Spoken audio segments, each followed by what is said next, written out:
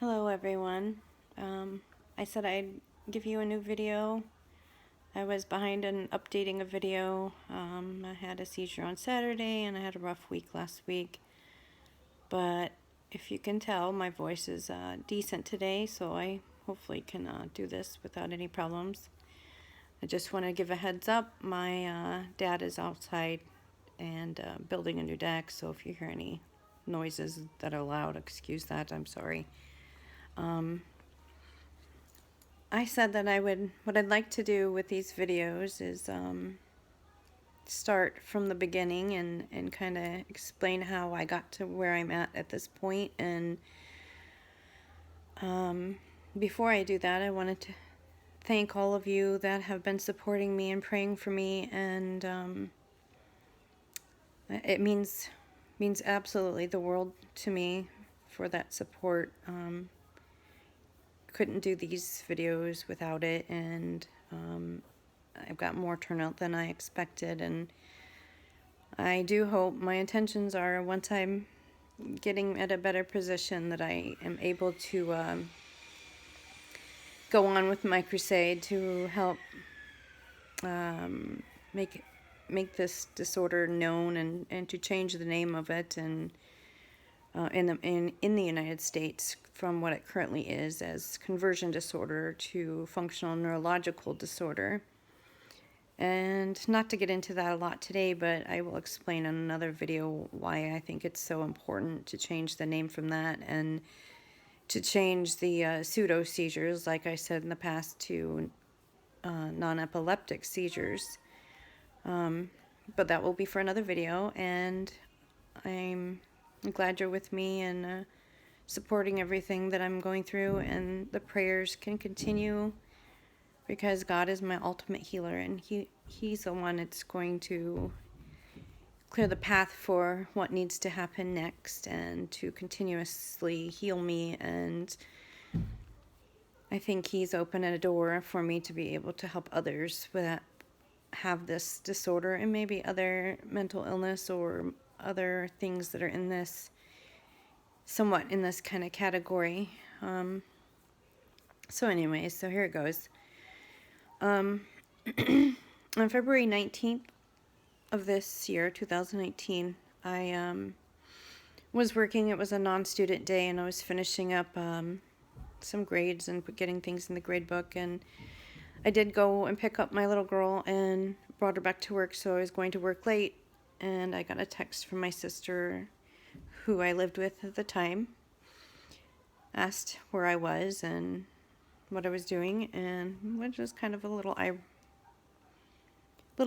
bizarre for me, because she doesn't normally do that. So I thought something bad had happened, and I said, "What's going on?" And is this serious? And she said, yeah. And I was afraid the worst case scenario, like my mind wanders.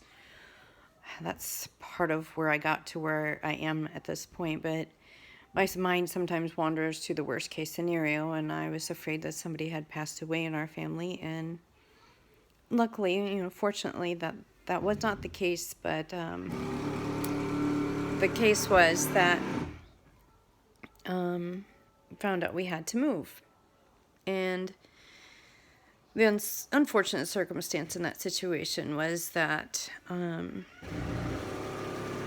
my sister and husband were kind of backed into a corner for a very messed up situation in a rental and a property management. People wanted to just get rid of that house they were living in, and they were doing everything in their power to put her and her husband in default, which they were not. Regardless, we found out we had to move, and that was a Tuesday evening, and we were supposed to be out by Thursday morning. And I went back home and looked through all of paperwork and everything that she had showed me to see where she possibly was in default, and couldn't find it. But given the short notice, we kind of had to kind of go through with it, because there was no timing to find an attorney or anything to battle that.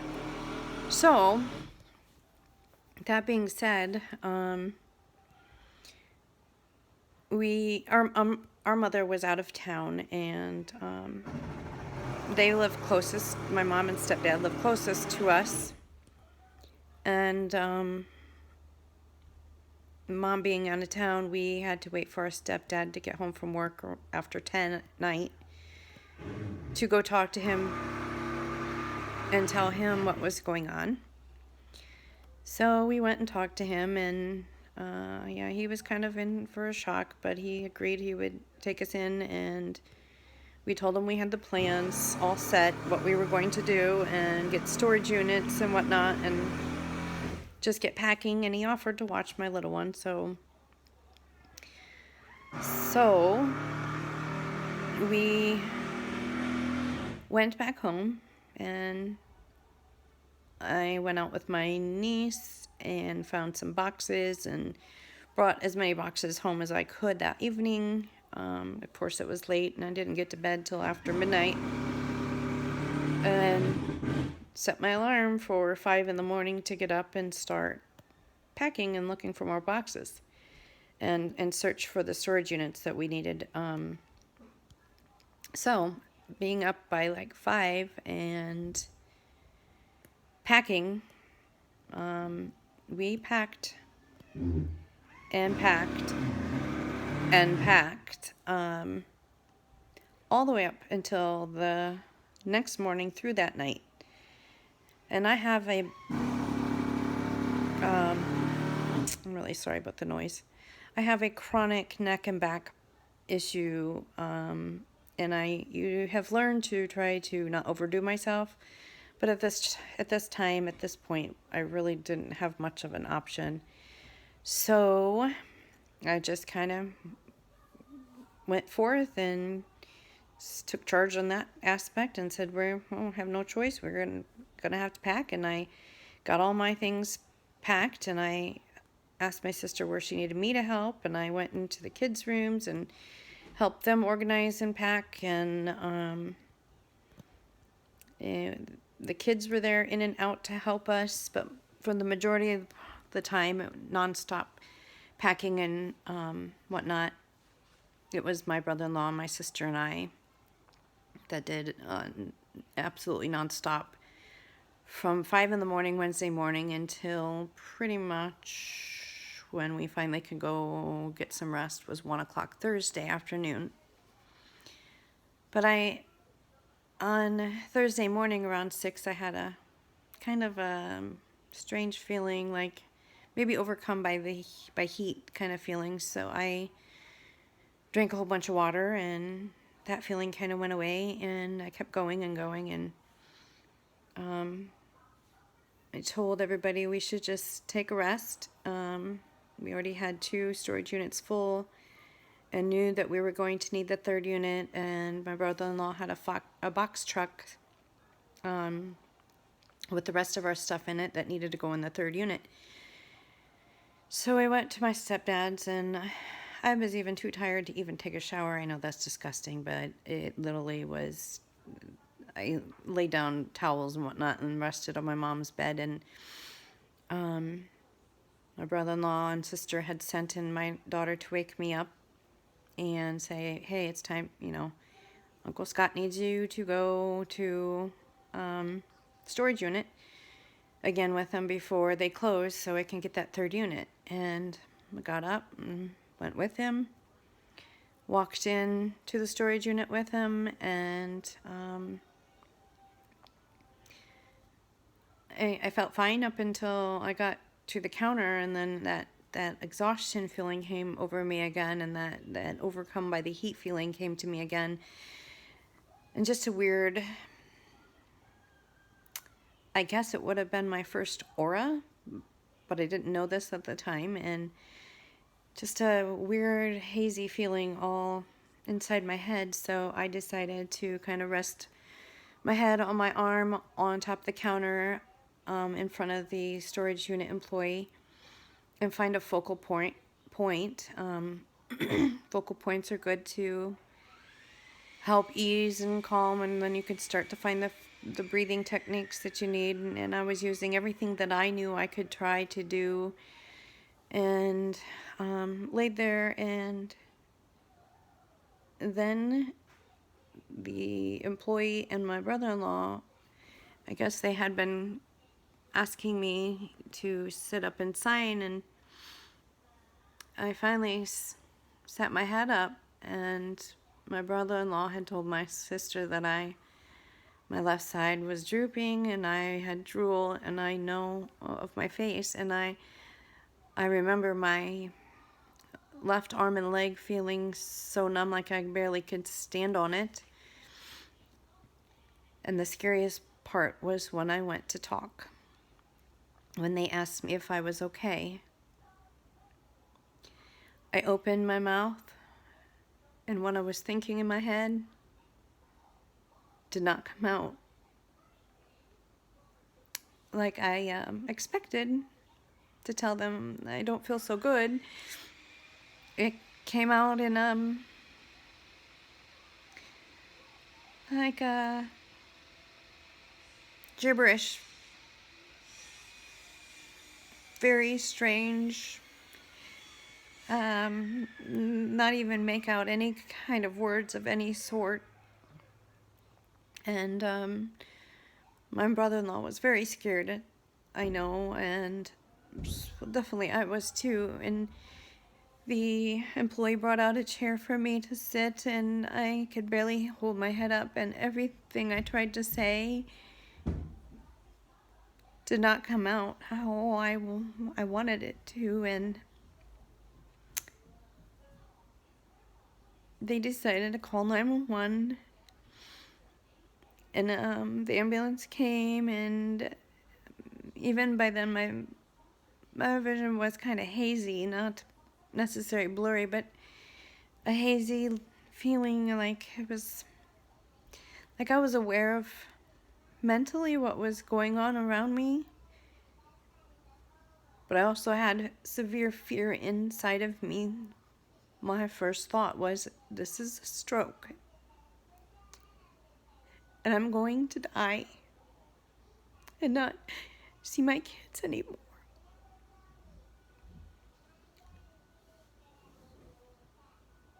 Sorry, it's hard. The day will forever haunt me. So the ambulance loaded me up and took me to the local stroke center hospital, and I did not want to go to that particular place for personal reasons, but I showed up and still continued to not be able to speak, and was trying to write down what I requests, and I'm right-handed, but even then it was still shaky, and my head was out of control with tremors. I had tremors everywhere, and still could not feel my left side or talk. And shortly after I got into the emergency room, my 20-year-old daughter showed up, and that by far was probably the hardest moment, because she walked in afraid, wondering what's going on. And then when I went to talk to her, I couldn't tell her I loved her.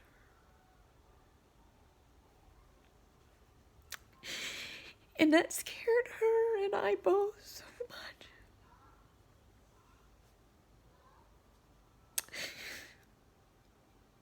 She was there for me through that whole hospital stay and that emergency room experience, and they did run all the tests for stroke, and nothing came out positive. So they decided to admit me and run more tests. I was not treated very nice by the neurologist that was there on call for the for like strokes, because when I was working packing, I had taken my pain medicine, and I had also taken my not at the same time, but I had also taken um,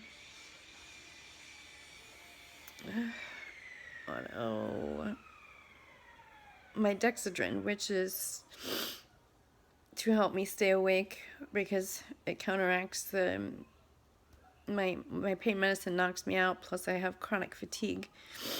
So in the morning I took my Dexedrine, and that is considered an amphetamine, but it's a prescribed medication that I have been taking. I don't get involved in any kind of outside illegal drugs. And I didn't even really like taking my pain medicine unless it's absolutely necessary, because of how tired it makes me feel. But I was in a lot of pain from packing and bending over and all this lifting and everything. So the neurologist kind of treated me as a drug seeker, or a druggie or something like that. And he was kind of nasty to me, and they sent him in, of course, right after they had given me a dose of whatever. I don't even remember what it was, but it knocked me out. And when he was trying to talk to me, I was sleeping, and he kept doing this to my face, saying, April, April, I need you to talk to me. April, April, I need you to talk to me. Which I remember, in and out of that part. And I couldn't, first of all, I couldn't even talk, let alone hardly stay awake enough to answer his questions. He wanted to know why I took those medications, and I wrote down why I take that, and my neurologist had me on those for years, and it's not something, they're as needed, and it's not something I took a lot.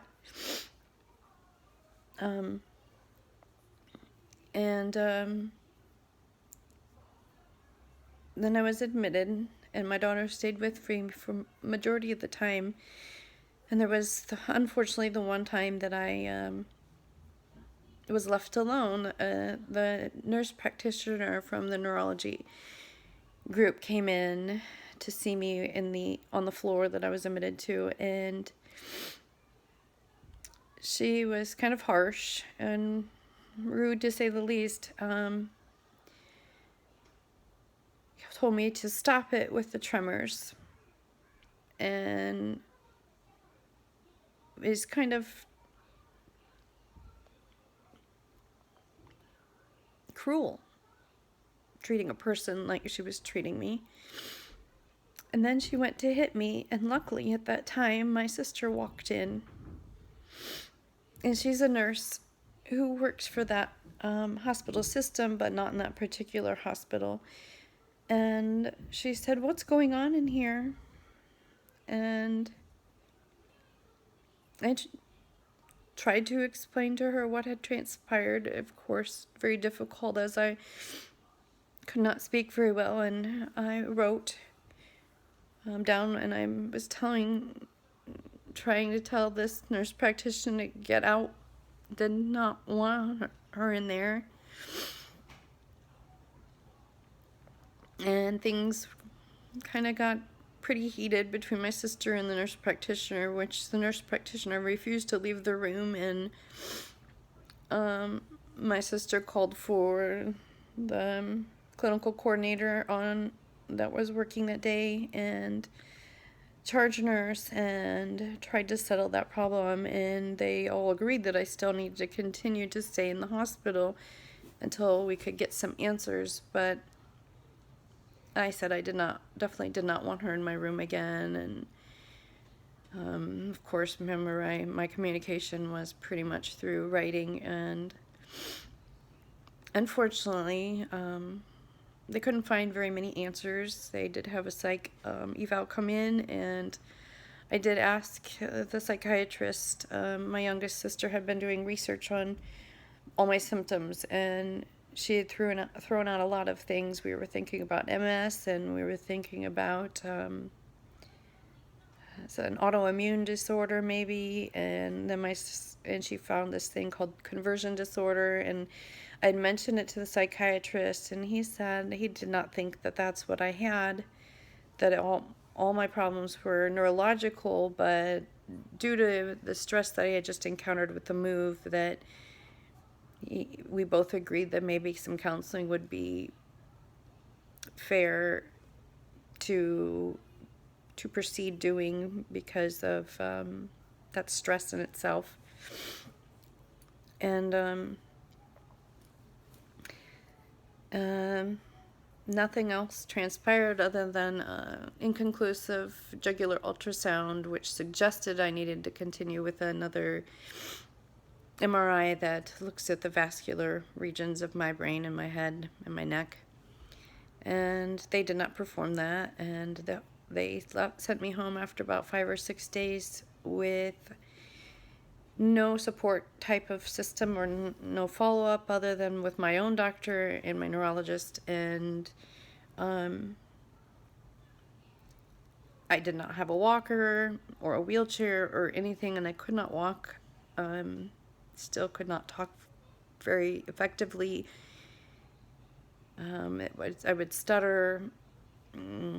My speech was very, very, very highly different than what it was the day you heard me from my last video.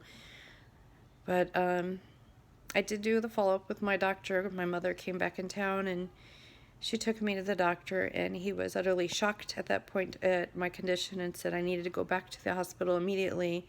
And my mom said, they discharged me like this. I mean, why go back to the hospital if they just discharged me like this? And he was rather shocked and baffled, and so he ordered home health care.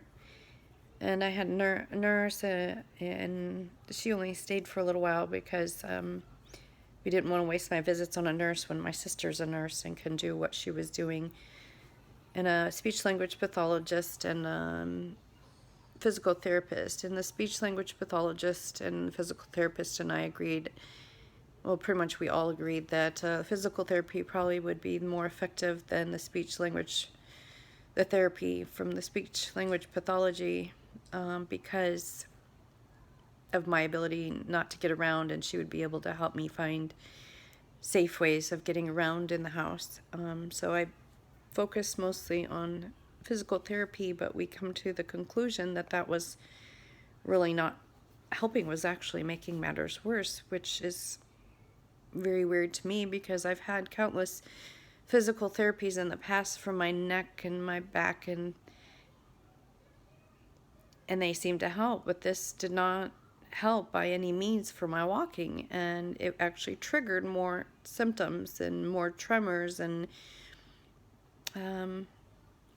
so my next adventure was having my first seizure, and that was about in the middle of March, and I will leave that for another video, but I wanted to update you and told you that I would be doing a video based on the history and how this all transpired and my journey through this. And this is so important for me to put this out there. It's scary at the same time, but it's important for me to put it out there for others that may have encountered my symptoms or these types of issues and have not had answers yet. So I actually continue to pray for those that have gone for years without answers. I will do my best to help you in finding solutions for you, and tell my story more, that see if maybe yours might match mine. And I want to continue to tell my story for all the supporters out there who will support me in this crusade of changing the names and getting more attention to this and helping others.